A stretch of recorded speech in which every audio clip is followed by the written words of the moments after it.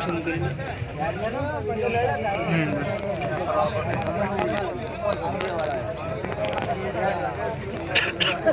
जोहार, जय आदिवासी।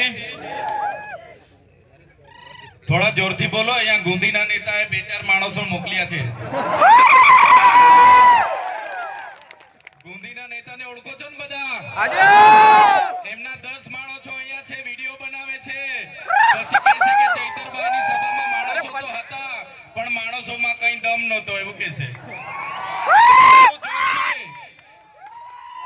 જય જોહાર, જય જોહાર, જય આદિવાસી, જય આદિવાસી, જય જવાન, જય કિસાન, જય જવાન, જય કિસાન। ધન્યવાદ। આજની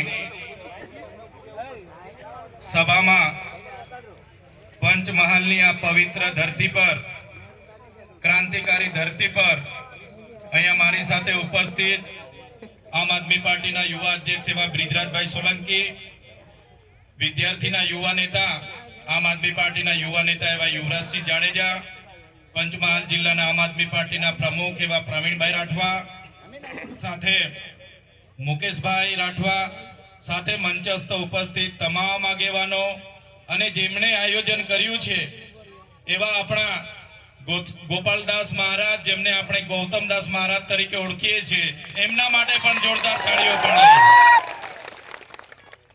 આજની આ સભામાં મીડિયા મિત્રો પણ આપણે લાઈવ કરવા માટે અને આપણો સંદેશો પૂરા ગુજરાતમાં પહોંચાડવા માટે ઊભા છે।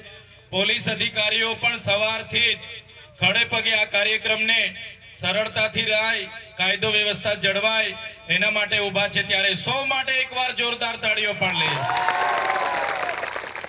સાથીઓ, હું મારી જાતને ભાગ્યશાળી માનું છું, હું ગૌરવશાળી માનું છું, કેમ કે આજે જે રૂપસિંહ નાયકના વંશજો છે, રવજી નાયકના વંશજો છે, આપણે અહીંયા બાબલિયા નાયકના વંશજો છે, તમામ ક્રાંતિકારી લોકોના વંશજો વચ્ચે આવીને હું મારું વક્તવ્ય આપું છું, ત્યારે આ અવસરમાં હું પોતાને પણ ખૂબ ભાગ્યશાળી માનું છું।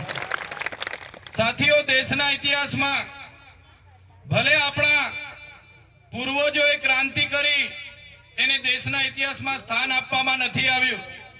તમે જાણો છો, દેશનો ઇતિહાસ 1857 ના વિપ્લવથી બતાવવામાં આવે છે।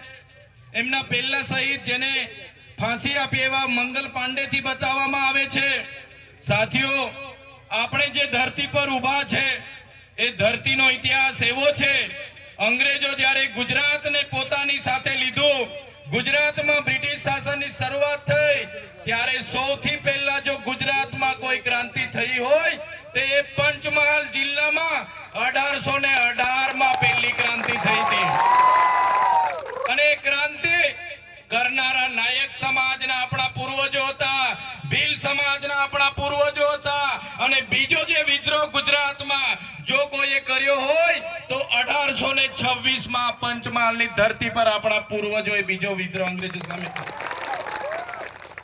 ત્યારે સાથીઓ, 1838 થી લઈને 1868 સુધીની ક્રાંતિ આ ધરતી પર કરનારા આપણા પૂર્વજો, નાયકો, ક્રાંતિવીરો, ભીલો ક્રાંતિવીરો એ આપણા પૂર્વજો હતા। આપણા બાપ દાદાઓ અપણ હતા, આપણે ગરીબ હતા, એટલે આપણા ઇતિહાસને આજે આ સરકારો છુપાવી રહી છે।